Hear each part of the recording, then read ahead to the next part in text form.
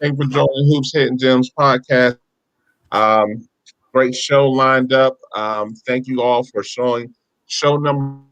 Again, thank you for sticking with us since November. We had a great turn. This has been it's been an experience, definitely an experience. We got a nice little lineup lined up. We got a post grad in the house, Ohio.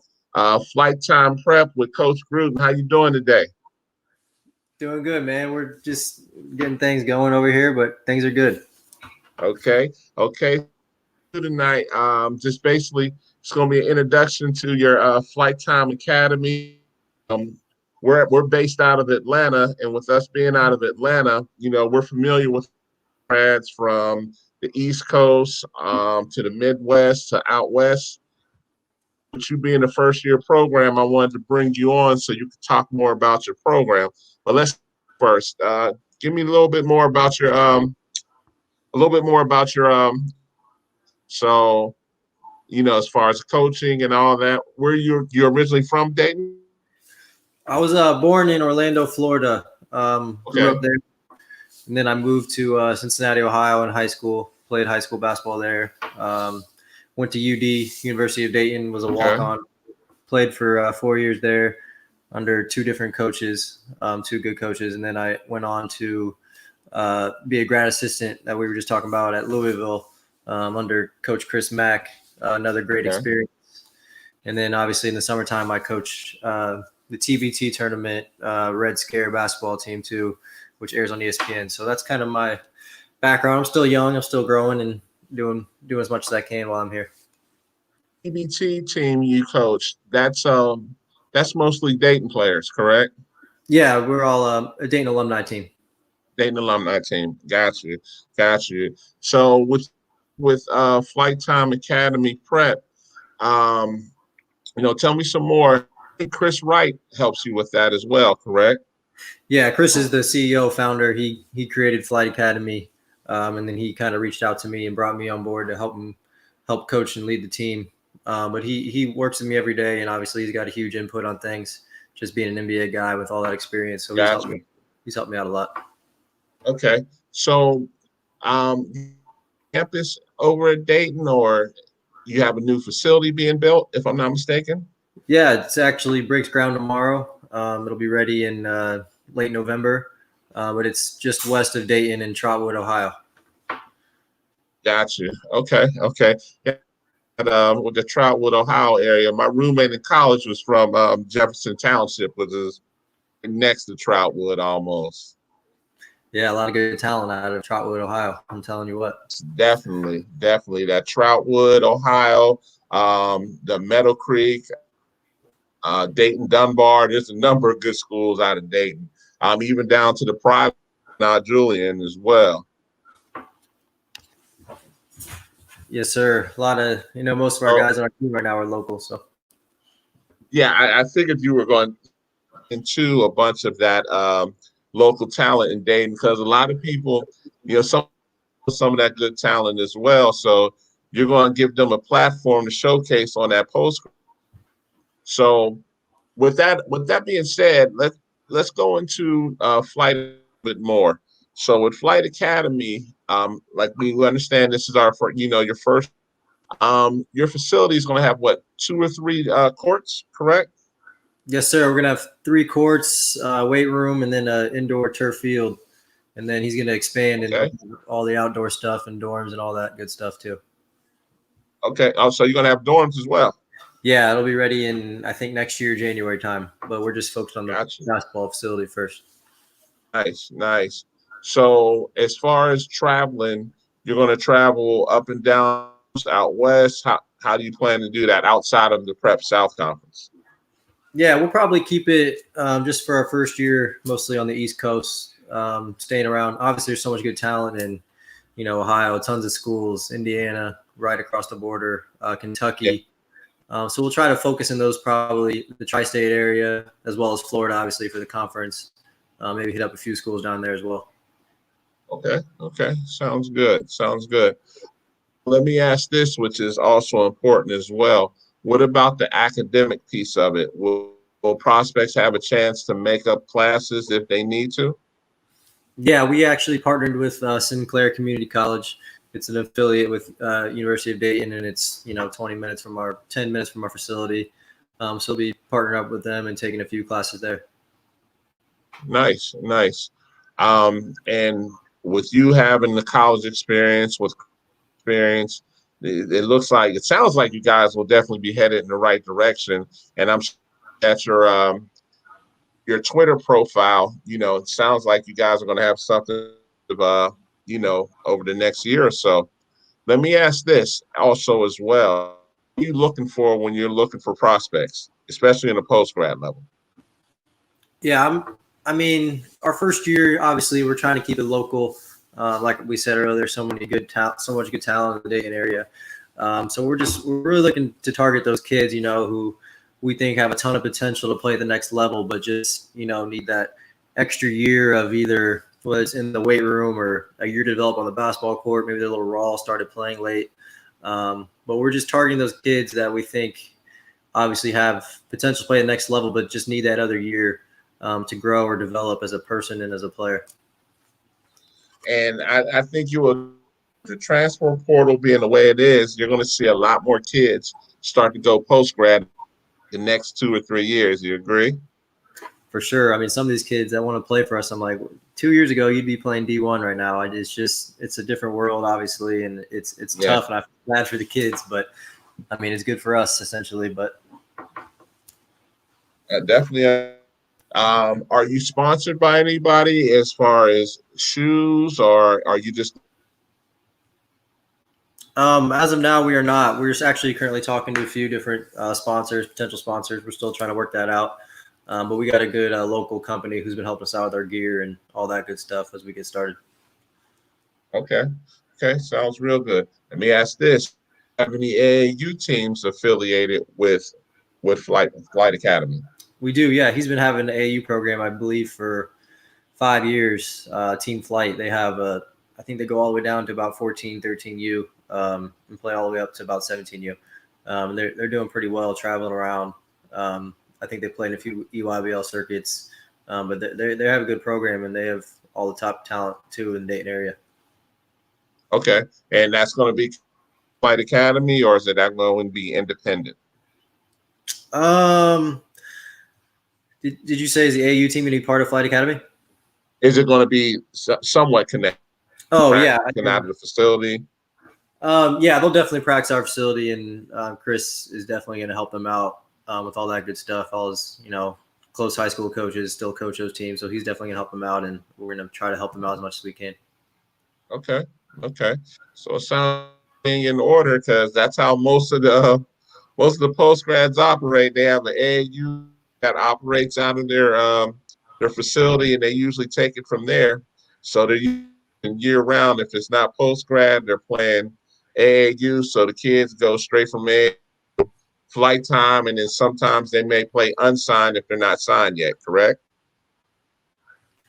Yes, sir. And I think that was kind of Chris's goal. He played overseas, and they all have the pro team, and then they have the affiliates all the way down from like 17U all the way down to 9U. I think that's kind of what he's working towards, the post grad as the pro team, and then having all the AAU teams underneath.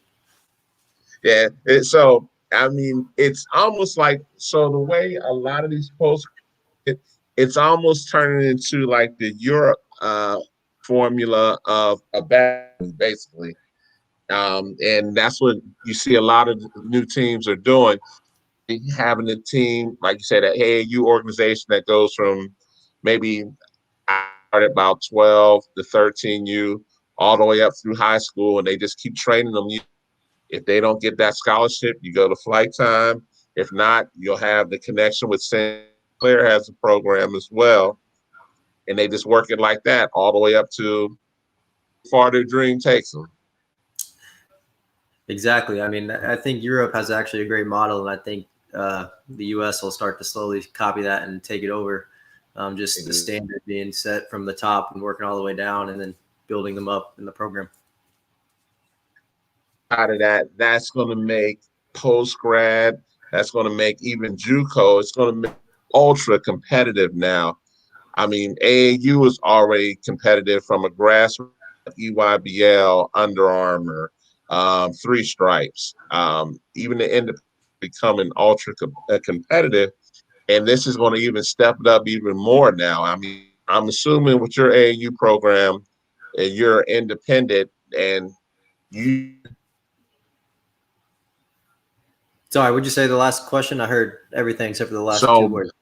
with your AAU program, when you were talking about the academy and up from 9 to 10U all the way up through 17U, it's making JUCOs ultra competitive, and you'll have that connection with Sinclair and with Flight Academy as well. I mean, I expect in the next couple of years, you're going to see post grad be ultra competitive. And we already have the G League. You're going to have this new overtime league that's taking kids out of high school now.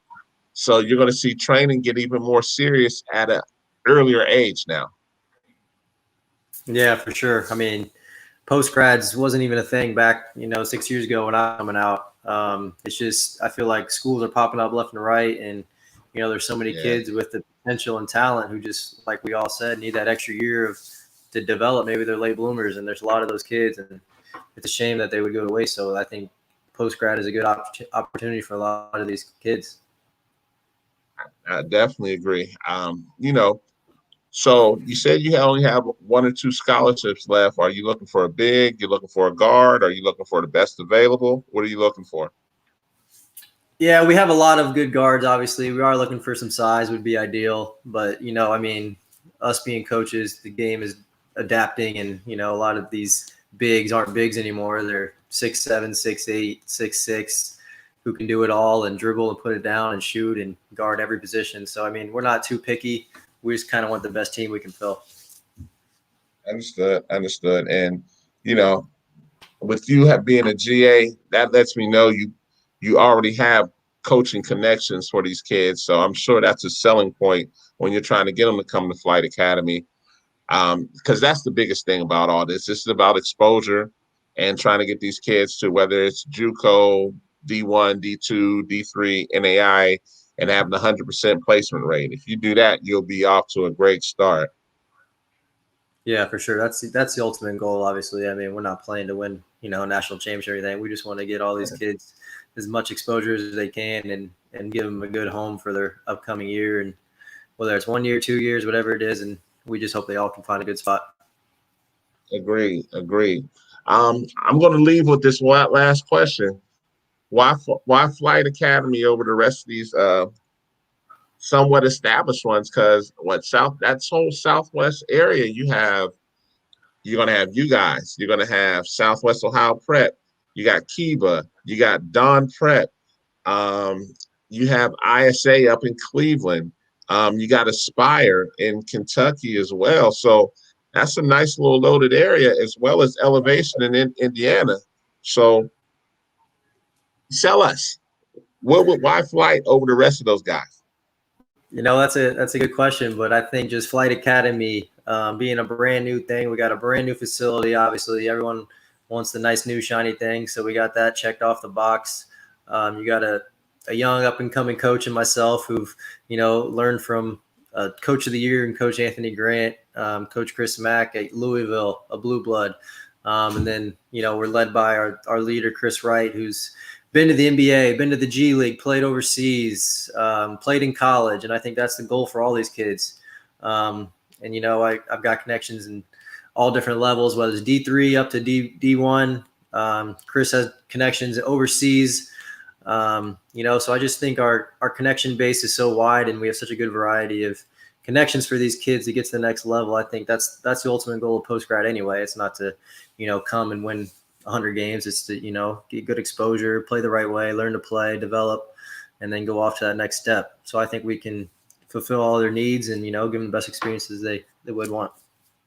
Well, and one last thing as well, what people don't realize, with Ohio, most of those schools are you got MAC conference schools, you got Ohio State, you got UD, you got Cincinnati, you got Wright State, and then they have some of the top D3 schools in the country as well, what people don't realize. So, Ohio is definitely a hotbed for basketball. And, with you guys being right there, that's going to take it, that's going to help take it to the next level. For sure. Like you hit it right in the nail. There's tons and tons of schools in Ohio. Every corner I turn, I'm like, I didn't even hear this school, and I've been around for a while, and then even if you want to go outside Ohio, you got Kentucky, which is an hour away from us. You got Indianapolis, another hour and a half away. We're like in the perfect spot in the Midwest where we're close enough to all these different places and big time basketball cities where it just makes sense to come play for Flight.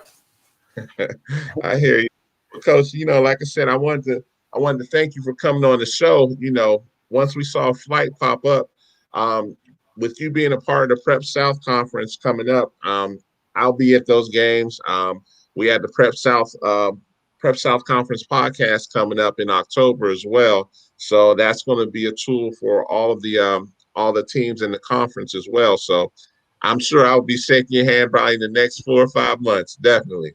For sure. I'm looking forward to it. And we really appreciate the coverage and all that good stuff you're doing for us. No problem, man. So like I said, when I come up there, or if you come down to Florida, it's going to be one or the other. I'll see you real soon, man. And good luck with this season, okay? For sure. Appreciate it. Thanks for having me on. No problem. You take care. You too. All right. That was Coach Gruden from Flight Academy Prep. One of the new post-grads that came up through, it's coming up through Dayton, Ohio. It'll be exciting to see what they have put together with Chris Wright and Coach Gruden. I think they'll be on to something, definitely. Our next guest was unable to make it, so we're gonna pull in my partner in crime. We're just gonna shoot the breeze for a little bit tonight. Dre, what's going on, bro?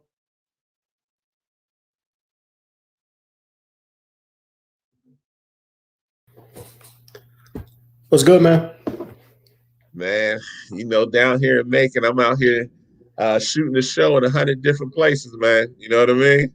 First is Lexington, sure. Now it's Macon, and then next month it'll be in Orlando. You know what I mean? Gotta do what you gotta do, big dog. Definitely. Hey, man. So we got we got team camp coming up first, man. So I know there's a couple good camps coming up this weekend. You got Kennesaw State's going to have their team camp. And there's going to be a couple others. And then after Kennesaw State, our guy Huff is going to have his at Voorhees College. He's going to have his team camp. Shout out to the HBCU doing their thing with a team camp. And then the big one that everybody's waiting for, because once I saw the lineup, man, everybody's going crazy. That GHSA camp, first and second session, man. June is a big month, man. Especially in Georgia. I hate to pat ourselves on the back too much or brag too much about Georgia basketball, but it's been said so many times by so many different coaches that nobody really does June better than Georgia. I think guys are trying to catch up, especially the states where you're having 4 or 5 states kind of combine to do their camps. I think California, Arizona, Nevada, those were the first guys to do it, to combine those 4 or 5 states to try to do their June camp. But now with Georgia bringing in other states, you got teams from Ohio coming, you got teams from South Carolina coming, you got North Carolina teams coming. I believe there's a team from Florida coming. So Atlanta's just is going to be a place to be for June and July, or I should say Georgia. Definitely, man. I'm just looking at this, man. What Georgia's doing, man, is it's going to be crazy to see how this all turns out. And I think over the next couple of years, especially with what they have coming, I think they're going to attract even more teams from out of state as well. And it's probably going to end up being more than 2 days, or probably end up being 3 days the way it is, because my understanding is they got a number of teams on the waiting list as well. Yeah, they're it's becoming to the point where you got to handle your business early.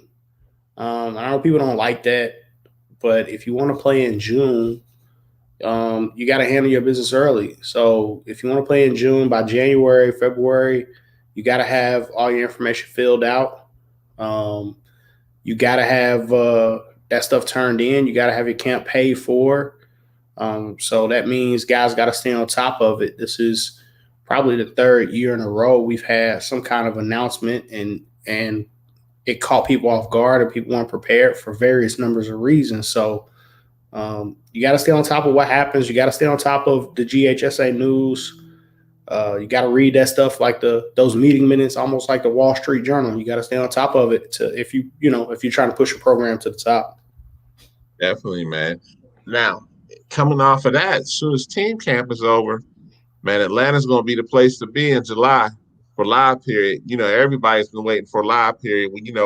We went a year and a half basically with no live period, no coaches. And man, when I say Atlanta's definitely taking it to a whole nother level, we got Jerome's event with the second tip-off classic, July 2nd through 4th. Jerome always throws a quality event. And then, man, July 8th through 9th is going to be insane. Beyond insane. I mean, from an independent and shoe level. July 8th through 9th will be that's Under Armour stop down here, which will be in Lake Point. You got Hoop Scene that'll have the World Congress Center. And then you got On the Radar doing a collaboration with Recruit Look out of the Midwest. Those are two of your bigger independent tournament scenes. I'm excited, but we know traffic is going to be out of hand, completely out of hand. I'm still, to me, that's just part of the experience. You can't throw a great event without that happening. I'm still waiting on some of these great event operators. When we talk about Jerome with the Tip-Off Classic, Sean On the Radar, talking about two of the best event operators in the state of Georgia. I'm still waiting for a combined event. What I really think that these guys could do, and I don't want to throw out IP that throw out IP that I could build myself. I just believe in those guys so much. I would really love to see Jerome, Sean, and SUV TV really come together and put on a independent circuit, full circuit, best of the best teams. Even if it's just solely session based in the same manner that EYBL does it, and session based around the live periods, and maybe you throw in a tournament or two in May. I would love to see a real independent circuit put on by those guys, thrown at, find a facility that we feel like is one of the best facilities, or a college campus. I missed, I don't know if Sean is going back to Emory in July, but that college court atmosphere in that facility is a great place to throw an event. I would love to see those guys get together and really bring in the best of the best when it comes to talent, and having SUV TV kind of be a part or lead the media coverage, and really just put a plan around it. When I say media coverage, I think we have an opportunity to do something special because of the resources here in Georgia, to where it's not just streaming courts, right? Like, there's a bigger play when it comes to media. When you look at what Jerome does with the Tip-Off Classic from a media standpoint, when it comes to highlights and imagery and digital art and marketing, and then when you talk about what Sean does from a digital or social media standpoint, from Instagram, Twitter, the player evals, the write-ups that are able to go out, the articles that are able to go out. You're talking about two of the best guys. Not just, part of being an event operator is how well your events are covered. We're talking about two of the best guys in the state of Georgia when it comes to being able to cover and getting real exposure, meaningful exposure for kids. So when you add in SUV TV, typically they're only brought in from a live streaming standpoint. But I feel like if you bring them in just to live stream games, you're really missing out on some of the best content that they're able to create. I feel like from an original content standpoint, SUV TV would really take it over the top when you talk about bringing in a media source. So that's something I would just love to see happen. Can you imagine original content shows like yours, like my podcast, other podcasts or shows pumping out original content in the days and weeks leading up to the event, live interviews with players and coaches who are going to play? Can you imagine doing a pre-tournament show when the brackets and the matchups have been announced, with interviews and players talking about their matchup leading into that event? We're talking about something that has the ability, and I feel like I can put it out here because it's one thing I can say whatever I want to say, because at some point somebody has to try to go execute that. And there are very, very few people in this space that can really execute that really well. But I think those entities and individuals that I just named could execute something like that and do it really well. And we're talking about the next level of what grassroots basketball would look like. To be honest, what you're talking, you're becoming a junior ESPN or something to that. And of course, I'm not saying it's ESPN, but a content level, you're going to attract a lot of people with that. And with that is going to come a lot of other opportunities, because then, you're going to see grassroots. It's already explosive, but I tell people this all the time.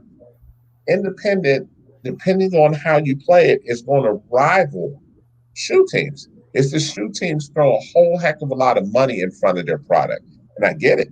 But we understand from an independent perspective that this whole thing can be just as big as Three Stripes, EYBL, and Under Armour. I mean, don't get me wrong. Us ourselves as fans, do we go to EYBL to see the pageantry? Of course. It's like no other. But when you're naming Sean, when you're naming SUV TV, when you're naming Jerome, even, like I said, you're naming Jarrell, because, man, what they're going to do in July, there's probably going to be about over 200 coaches at that On the Radar Recruit Look event. You agree? I'm not sure what the coaches are going to look like this. I know that that's definitely what we're expecting. I don't know how it plays out, because this is the first time people can come out. So I'm wondering to see how many coaches come to that versus I can't remember. I think it's Adidas is in town at the same time. I'm waiting to see how it plays out. I definitely think that we're going to see a big number of coaches. That's normally what we see, for sure. Now, there's one other thing that I really love is with Sean and Jarrell they're going to bring legit sports stats. Listen, that thing is next level, man. That makes this, with real-time stats and real-time numbers, to go with SUV TV, Dre, that rivals anything with that right there, because now coaches will be tweeting out real stats, like right after the game. I think we have to get away from, again, like I said, we bring in SUV TV. Typically, we talk about streaming, and it's we're going to stream every court. It doesn't make sense to stream every game on every court. People aren't watching all of those courts or all of those games. Yeah, somebody's grandma who don't want to come to the gym, or somebody's parent, but like let's be honest, right? Like, when you go to these other events and you're talking about, people want to see the primetime games, right? Like, I think that's how it should be tailored. And I agree with Dr. Love's comment. If independent pulls together their own league, it is bigger than shoe teams. I think independent basketball is already bigger than the circuits. The only thing, if you look at the Tip Off Classic and what Jerome is able to do with the Tip Off Classic, when you walk in, the signage and the look of the Tip Off Classic rivals, maybe not EYBL, but certainly the Three Stripe Circuit as far as what the look and feel of it. I think the digital content that he puts out as part of the Tip Off Classic certainly rivals EYBL and anybody else.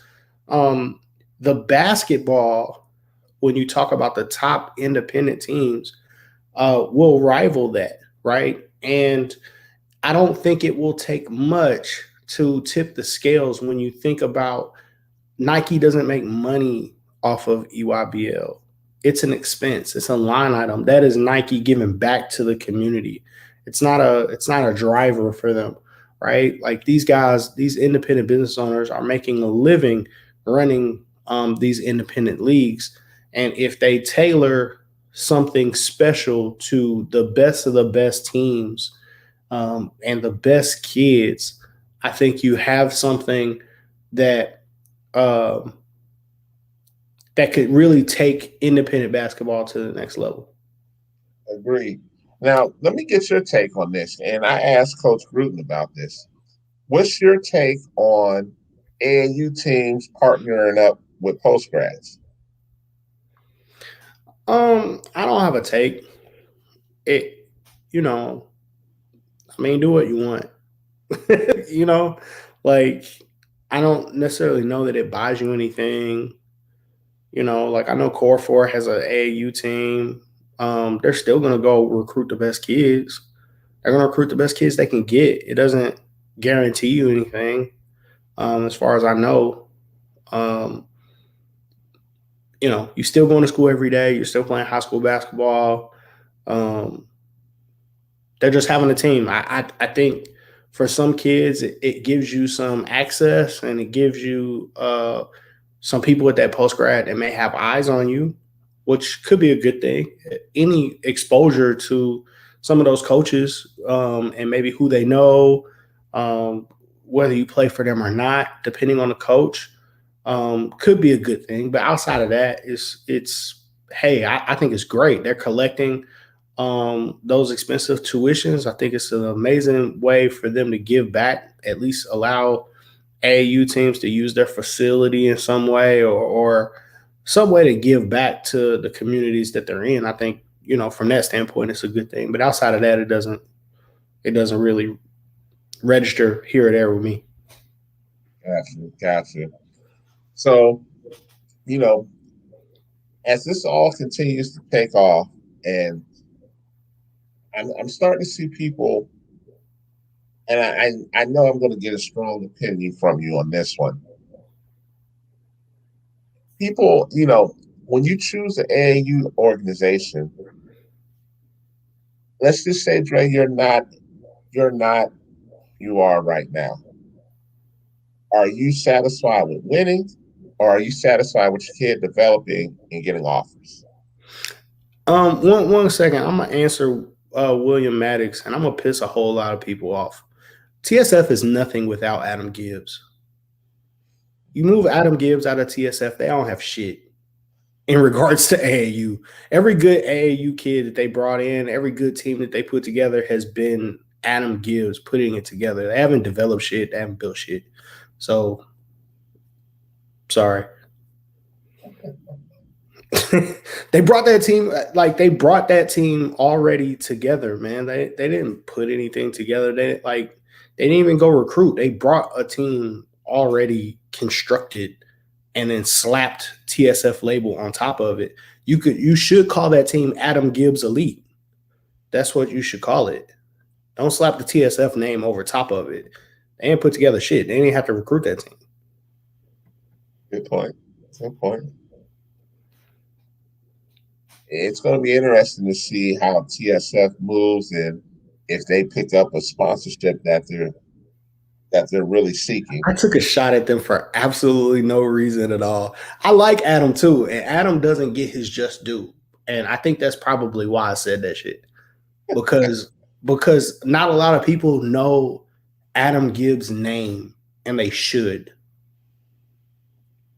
It gets pointed back to TSF did this or TSF did that or TSF is it. No, Adam Gibbs is really good at what the fuck he does. And not a lot of people know that name, and they really should, because he's responsible for a lot of it. They should know his name like Norm with the Georgia Stars. Or Dez with Game Elite, or Game anybody. Elite. Like, he should be a household name. Like Wallace with UA. He should be a household name. Now I'm not gonna now look, those guys that we're naming have all been in this longer than Adam, right? Adam is bringing Bruce, and those guys were, at my understanding, where he started. So he's bringing his first group of guys through this thing. So I can't necessarily say, Dez has done this many a times over, cycled many a times over, right? So, I want to stop short of saying that, but he certainly should be a household name. And I think when you look at, what he's accomplished and the title changes that he has accepted within the TSF organization, they've certainly taken care of him as that.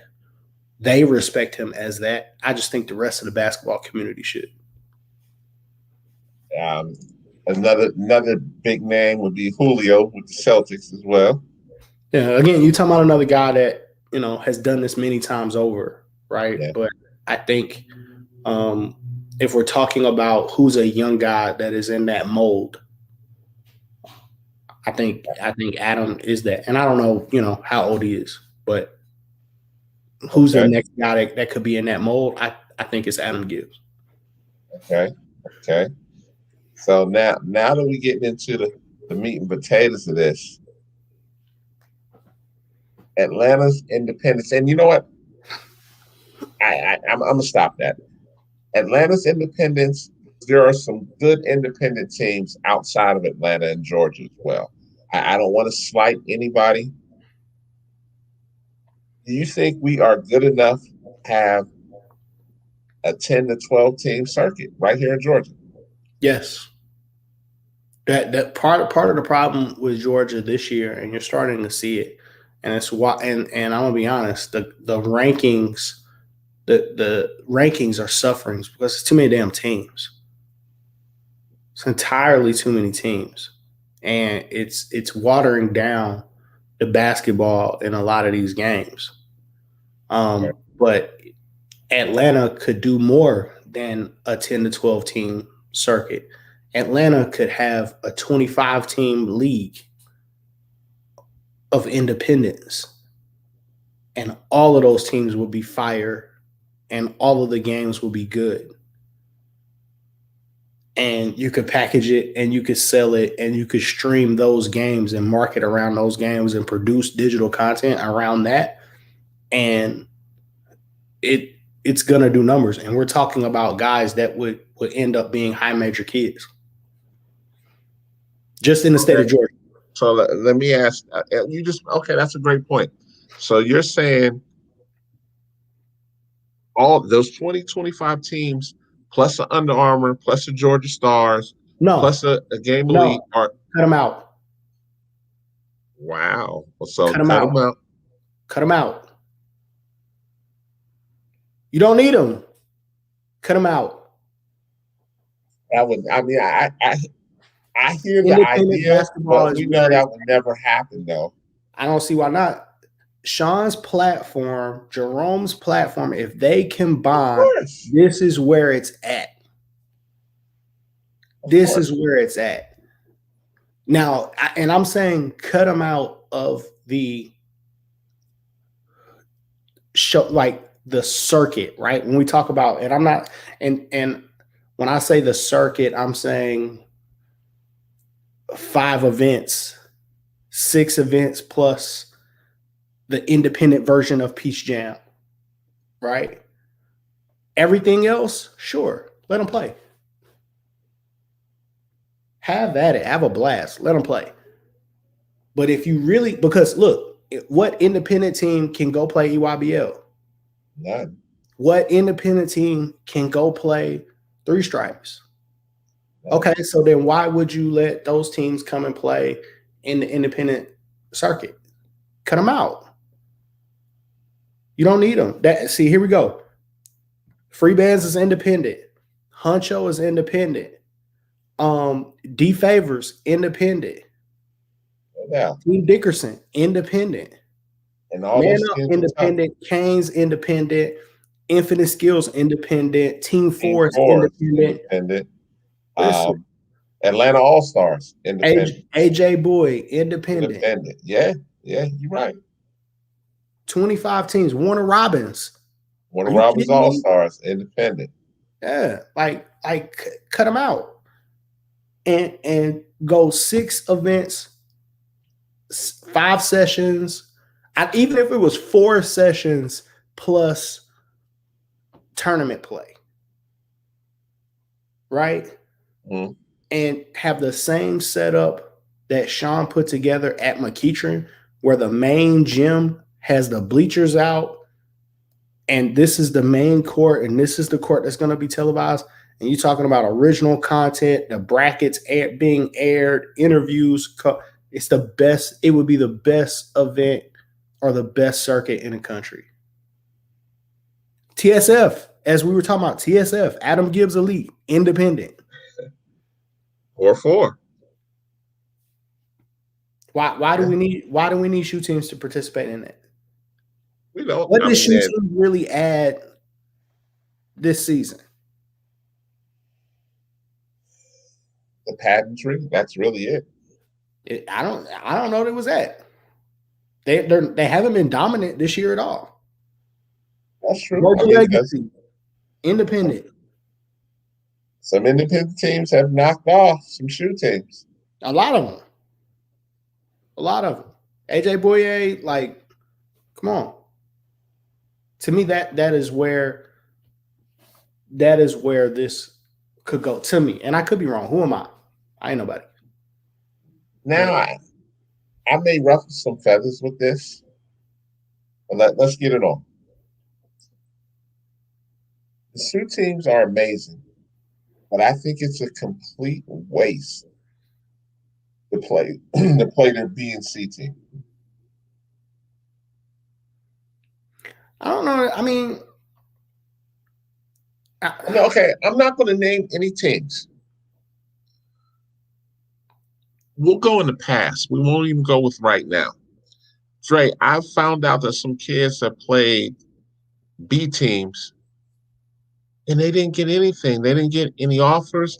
And when I saw the team that was put together on that shoe team that was a B team, Dre, at the very least, some of those kids were low D1, high D2, NAI. But let's be honest. When you play for a shoe team, NAI schools aren't coming for a shoe team kid, right?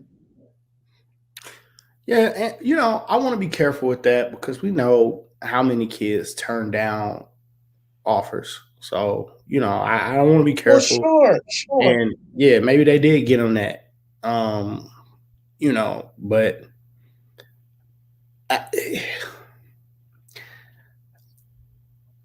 I just think Georgia is a special situation when it comes to that because of the resources in Georgia. And John, I 1,000% agree. Texas could do it. Yes, they could. Texas could 100% do it. Houston, Dallas, San Antonio, 100% could do it. It's the resources are there as well, even from a media standpoint. There are a few places that could do this. Not many, maybe 3 places in 3 states in the entire country that could pull this off and do it well. Georgia's definitely one of them. Texas is one of them. DMV could do it. Oh, yeah, I'm sorry. definitely DMV could do it. So it you know, I don't know how they do from a media standpoint. I just know they have the talent to do it. Yeah. But Texas and Georgia have all of it. They have the talent, they have the facilities, they have the media to do it. I think that is the next evolution of where independent basketball should go. Will it go? Will it not? You're talking about strong independent business owners who don't need each other to do well. So they would have to see the bigger picture, or they would have to want that to bigger picture would mean sacrifice, though. It would, at least initially, until you figure out how it works. But you know how it is, man. When you're used to doing things your own way because you're in charge to do something that you don't have to do for the greater good or for a bigger cause or for, it isn't always easy. So I don't blame anybody for not doing it, but we have the resources, we have the people, we have the know-how to do it. Man, I mean, to really think about it, and I'll put this out there because, Dre, we've talked about it. To even kick this off for next year. And I'm not even worried about this, by this idea. When we said, hey, let's have a love the game, Hoops Hidden Gems 17U tournament and showcase, and invite the top 17U teams. Dre, do you know the response was incredible? And that idea was just for, there'll be, D1 kids there, but that idea was for D2s, NAIs, D3s. You know what I'm saying? Man, I'm disappointed in those guys. What you mean? I'm disappointed. D2s, D3s, NAIs, JUCOs, disappointed. I'm highly disappointed in what I saw from them collectively this year. Expand on that. Why? Because I saw the same coaches. I see Oglethorpe in the gym at every event. Listen, shout out to Oglethorpe. They hustling. Maryville in the gym. I see Truett McConnell in the gym. I see the same guys. Gordon State, Andrew College. You could go down the list and you can name the guys that you see in the gym, but you don't see the gym. You did the D2s, NAIs, D3s had an opportunity to be in the gym and to offer kids and to set the tone for the environment this entire time while Division I coaches could not travel, and that did not happen. When July comes and it's 350 coaches in the gym, you can't tell me that all 350 coaches were just D1 coaches. We know that's not true because we see those guys out, but they're going to wait until live period and then come out when they had an opportunity to really set the tone all year, and it didn't happen. We saw the same handful of guys, 5 or 6, guys. I could name 10 schools probably that we saw over and over again. And we saw Rico Dawson and Brian Mincy, those guys out. Like you know what I mean? Like we saw the same schools. See, but Dre, that what you're saying only adds fuel to the fire. Like if we have an independent, and it doesn't even have to be whoever. We know Georgia's loaded. And, a lot of coaches are on budget constraints. So I get it. You have to go to a place where you're going to see a number of kids. Hey, man, come on, man. This is Atlanta. How many schools could be here within a 4-hour drive? Sure. You're not even talking about a full tank of gas. Yeah. No, I'd be willing to say no D2 was out more than North Georgia. Who do we see out more than North Georgia this year? Young Harris. Reggie was right there. Yeah, Young Harris. But I give props. I give props when props to do. Reggie was out there. Everywhere I saw Reggie, I saw Adam Blake.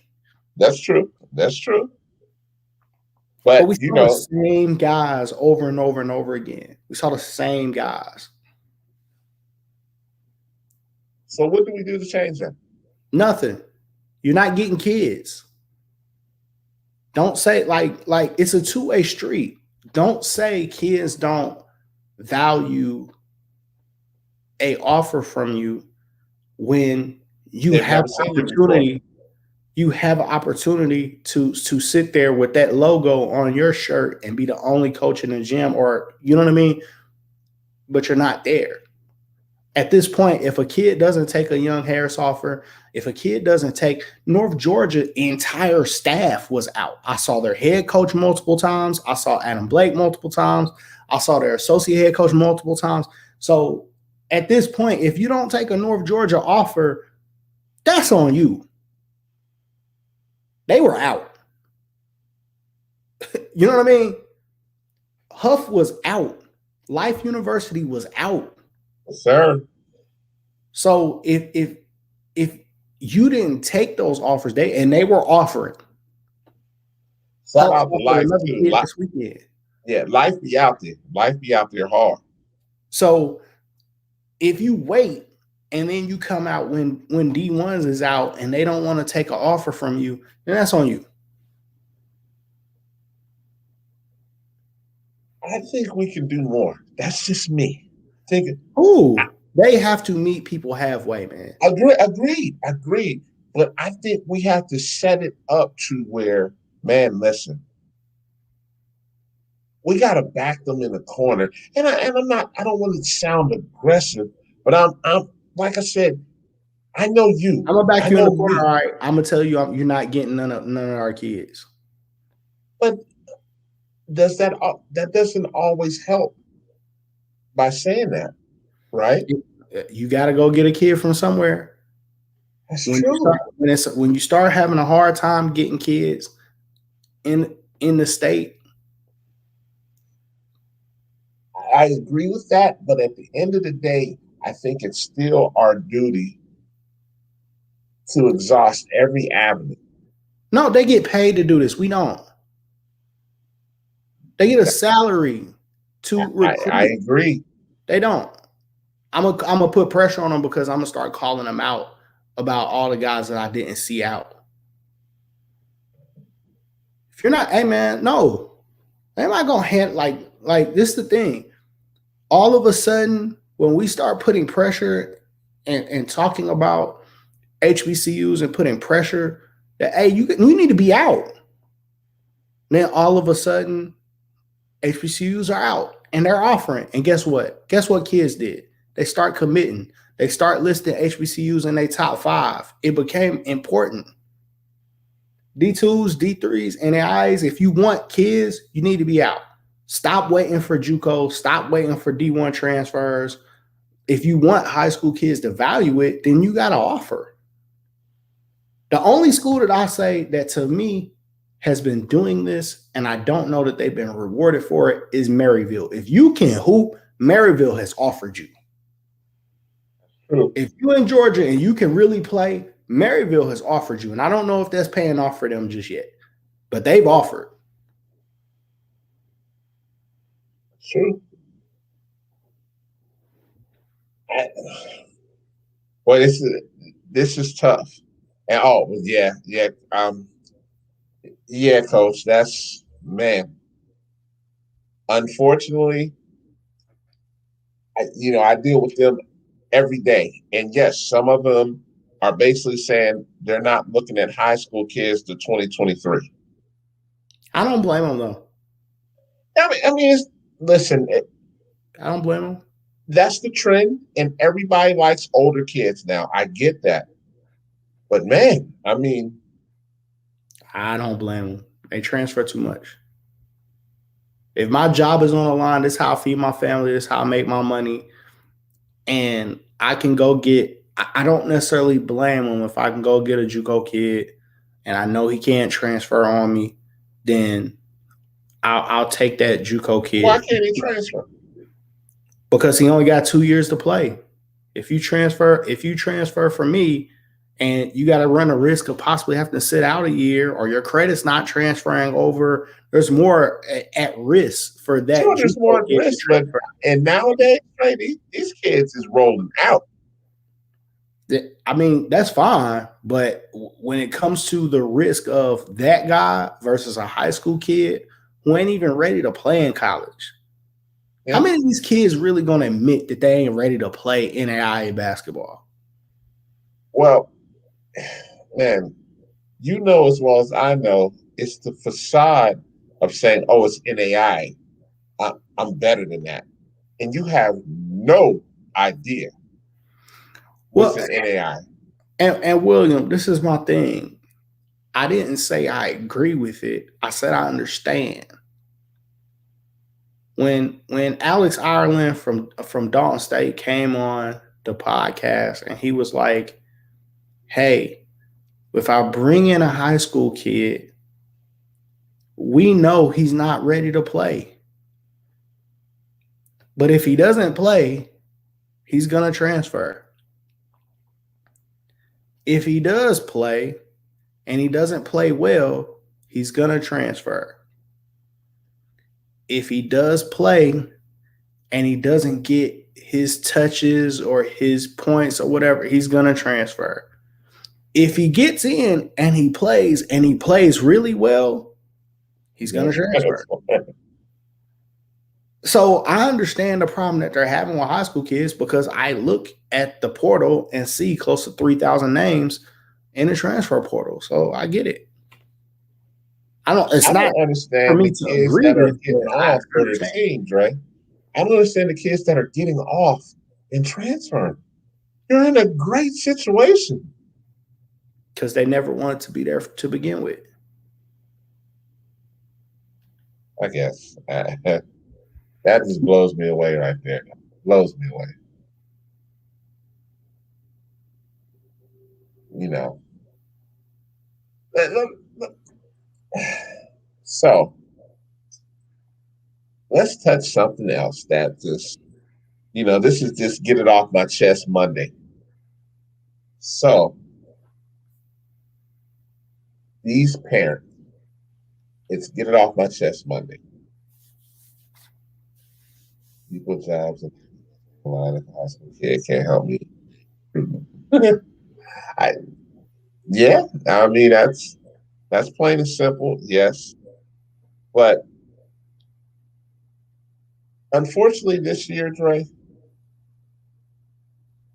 and I'm not saying every parent, please understand, I'm not saying every parent. We have seen some situations in AAU this season that have been outright embarrassing with some of these parents. I've seen the police have to get more active than I probably ever have in my years of coaching. Them police in McEachern been busy. Yes, they have. Not having to actually do anything, just having to walk over, look at people and be like, "Come on, man, like, come on. Like, do I really have to?" You know what I mean? And I give the police credit for that they understand that their presence alone diffuses things to a certain point and they let cooler heads prevail. But there's still a lot of talking, a lot of noise. Like I've seen parents and coaches in more altercations this year than I have in a long time. What are we doing, people? Are we here to see your kid get the exposure he needs, or are we there to act the nut and the coach cross that kid off the list because they don't want to deal with you as the parent?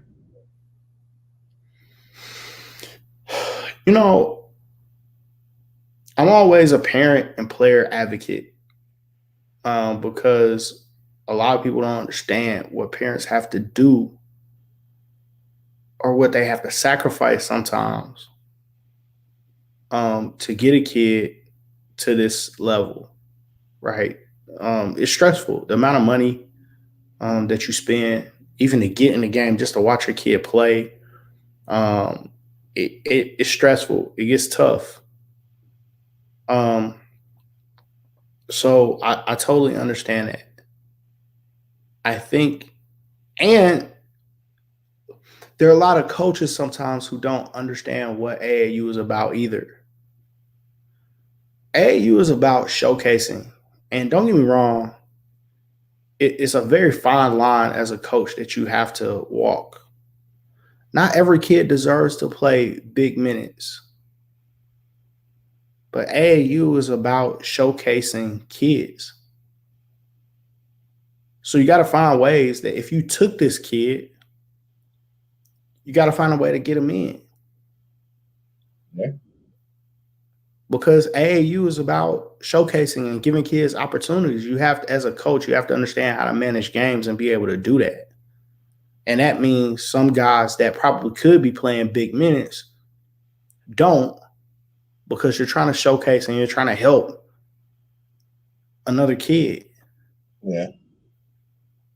And there's a fine line that you have to walk to be able to do that successfully. Or you can just recruit all guys that could start, right? And then you got a totally different problem. Yeah. So, we talked about this when it comes to June, that I hope high school coaches understand that when it's coaches in the gym, you don't bring 11 players and then have a 7-man rotation. You have to give those kids opportunity. You should give those kids opportunity. And I think most AAU coaches understand that, but some don't. I'm not saying everybody plays the exact same amount of minutes or anything like that, but you do need to give those kids that are on your bench an opportunity. And that's part of your responsibility. And some coaches lose sight of that, trying to manage and win the game.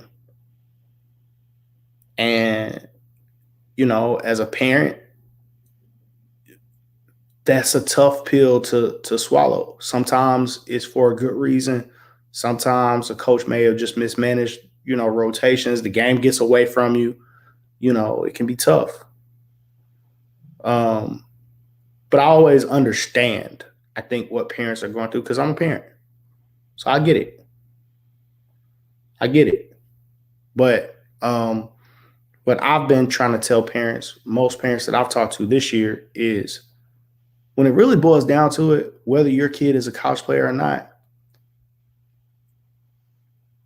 95% of it is on the defensive end of the floor. Most of these kids, if you're playing in, if you play in 17U and you're getting good matchups, 9 times out of 10, your kid is probably good enough to be a college player, somewhere on that spectrum, right? Yeah. Most of the kids' problem is that they don't play hard enough and they don't play defense. The majority, 95% of these kids, their problem has nothing to do with what's happening with them on offense. Don't play hard enough and you don't play defense well enough, right? And I think if I could help parents understand anything, that is what I would try to help them understand. Talk to your kid about how many rebounds he gets a game. Talk to that kid about a poor closeout. Talk to him about his motor. And that is what will make him look like a college player. Agree. Definitely agree. I wanted to touch that one, man. This whole situation, I think part of it is great that you're giving the kid an opportunity. But Dre, you talking about a kid 16, like they said, being the breadwinner in his family. It's a lot of pressure, guys. And let's be honest, with him being 16, he's not managing his money. That whoever his parent is managing his money, correct? I think, every situation is inner workings of people's family. I think every situation is going to be different. Sure, I don't sure. know. No family is the same, sure. But But to have a 16-year-older and then having somebody that's raised him that has never had that type of money in their life, that's be a problem, man. I don't think there are good problems and there are bad problems. I think for a lot of these kids, the situations that they're in right now and the neighborhoods they live in right now, those are real problems. I think Mhm. figuring out what to do with having a lot more money, that's a good problem to have. If I had to pick one, I'm choosing that. Okay, sure, but A that lot of these doesn't kids, the neighborhoods always they live mean in ain't safe. okay. Okay, I can agree with that, but you taking somebody from the hood that's never had this money and you putting 100,000 in their hand, Trey, they're gonna be back without any type of literacy. They're gonna be back. I don't understand why that's such a problem, though. D. I honestly don't.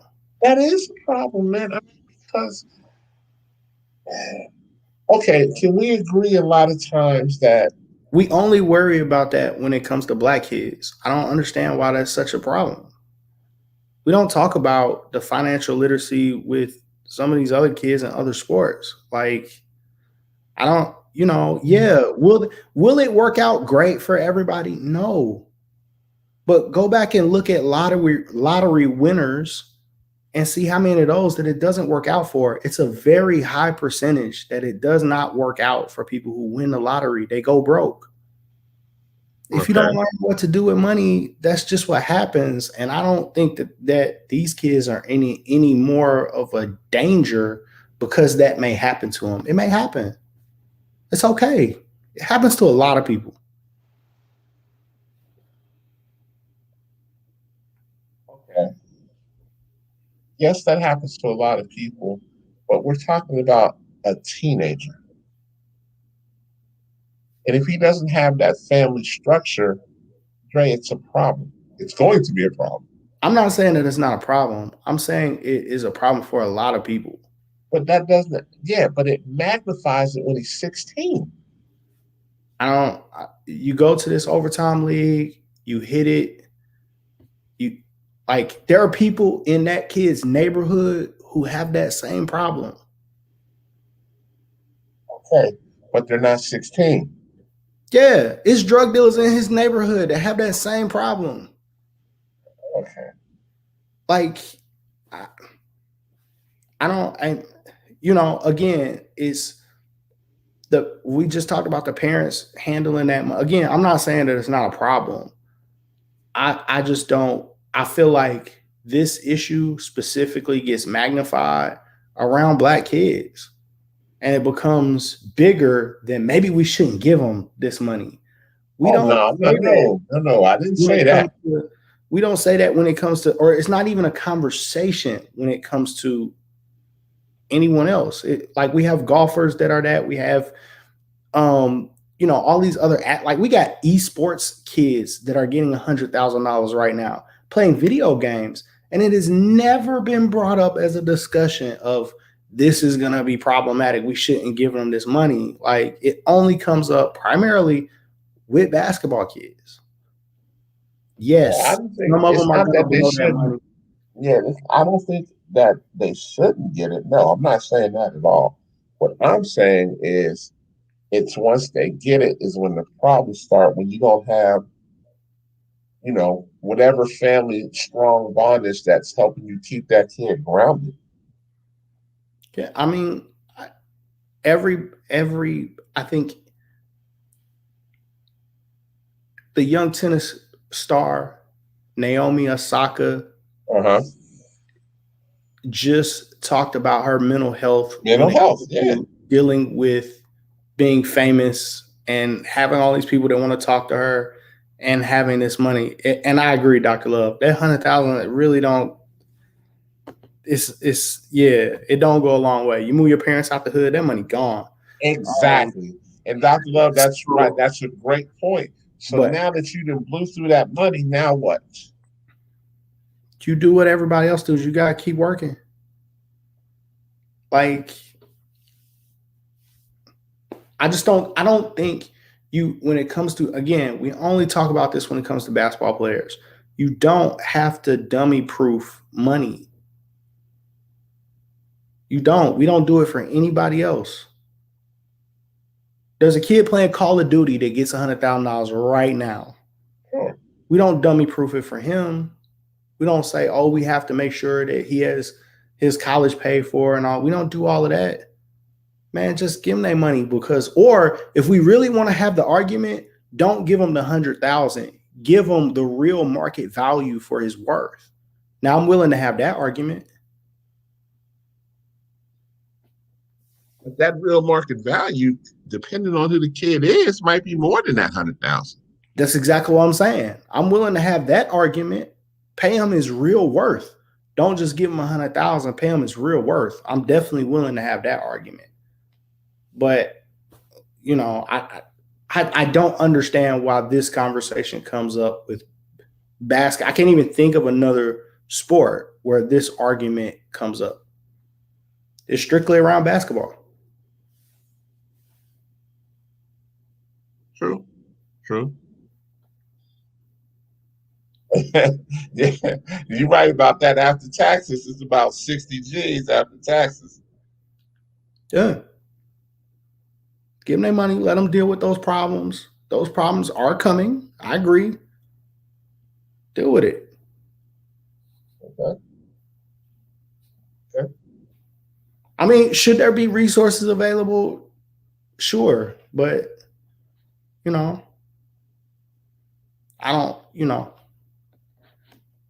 think a lot of people have that issue. You're at this time, you're in the world of professional sports. Definitely.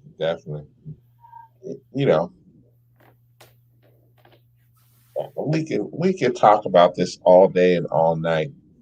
I mean, are there solutions to this? Sure. But at the end of the day, I mean, we got to stand up for each other and take care of home first. And that's the biggest thing.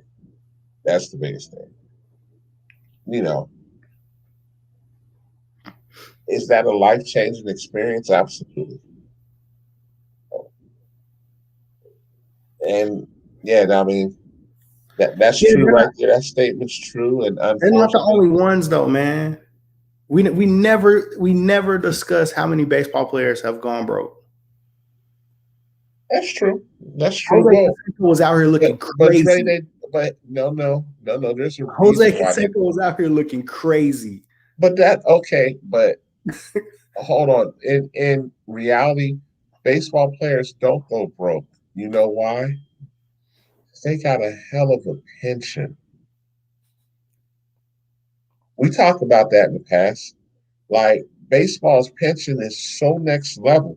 Like, all you have to do is make it to the majors and play like a couple games, and you're set for like bare minimum, like 30, 40,000 a month for the rest of your life. I'm like, what? Like, your big Barry Bonds type cats.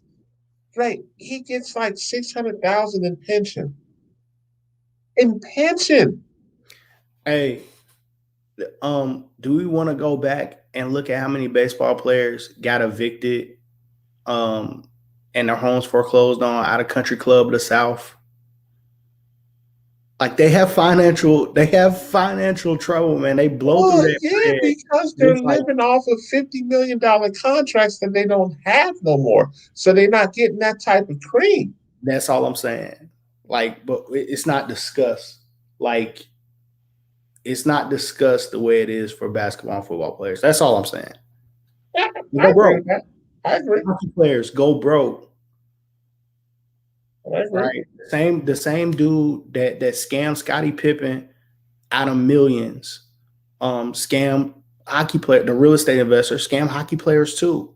The same accountant that stole money from Tim Duncan was stealing money from players in other sports as well. Like, it happens. Right. Again, I'm not saying that I don't want anything to be done. I do. I think it should be. I'm just saying, to me, there is a brighter light that gets shined on it for basketball players.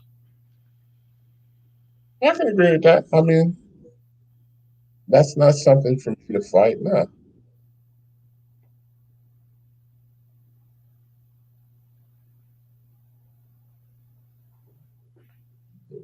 But we had a nice little spirited conversation. Like I said, the show was kind of light today. Had to bring my man on, talk basketball, talk grassroots. Um, some of these discussions, as you can see, we don't always see eye to eye, and there's nothing wrong with that. And we can talk like this and disagree and be fine. And sometimes he'll open my eyes, sometimes I'll open his eyes. But I'm hard headed. Like I said, for me, and I'm a stick on this because we both can be passionate about things that we believe in.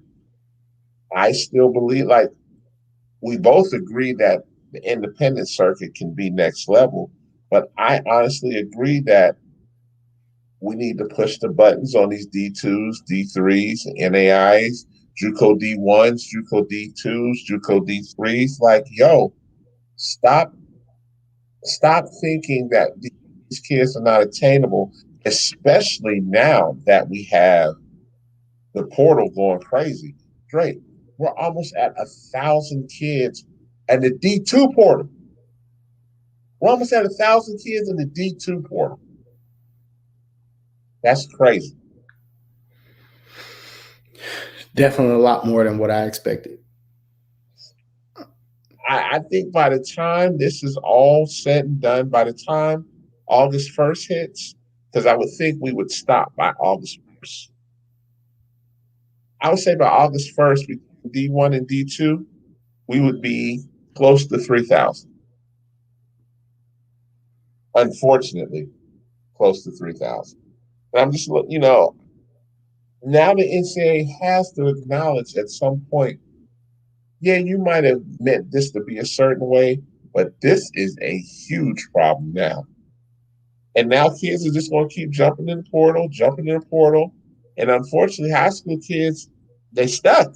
So they're going to have to start going to post-grad, JUCO. And even JUCOs is going to start eating. And we're not even talking JUCO D1s. JUCO D2s is going to eat really good. JUCO D3s are going to eat really good. Well, JUCO independents are going to eat really good.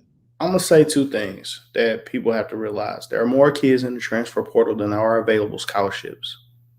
Exactly. I think there are 900 more kids in the transfer portal than there are available scholarships. Mm-hmm. So we got to keep that in mind. And that's not including JUCO players that will come out. That's not including post-grad players who are still taking JUCO offers right now. Mm-hmm. So there are many more kids available than there are opportunities. So, we just have to keep that in mind right now. And the other thing that I would say to coaches is that a lot of those players that are in the transfer portal are in the portal for a reason. They're in the portal because they were asked to leave the school that they were at. And sometimes it wasn't by their own fault. Nobody talks about that either, Dre. We don't talk about the kids that their coach asked them to leave. Mm-hmm. Like, you might have to find another home. Yep. It happens a lot. So, a lot of coaches depend on the transfer portal. Some of those kids, you're in that transfer portal for a reason. No question. You ain't always getting something better. Oh, he's a D1 transfer. Yeah. I hear you. Do your homework. You're right. People, we're going to cut this one short tonight. We just wanted to have a nice little spirited conversation since we were light on guests. We're going to start opening up these forums a little more in the future because we want to get your take on some of this stuff. And sometimes what we see in the comment section, listen, some of you guys make a whole lot of sense. I don't want you to think, don't ever not be afraid to put your comments on how you feel in this because, I would never look down and be like, oh, you're crazy, this, that, and the other. sometimes you can say something that may be considered against the grain, but sometimes it takes somebody to go against the grain to get other people to see a perspective that makes sense. And, we're going to start to have some tough conversations as well in the coming weeks. And, I look forward to it. You know, me and Dre have different podcasts. He has a different style of podcast. I have a different style of podcast. Now, at the end of the day, they both have good content with different reasoning, sure. But sometimes we do need to get together and just have some of these conversations that are much needed for people to understand. Dr. Love, we appreciate you too, bro.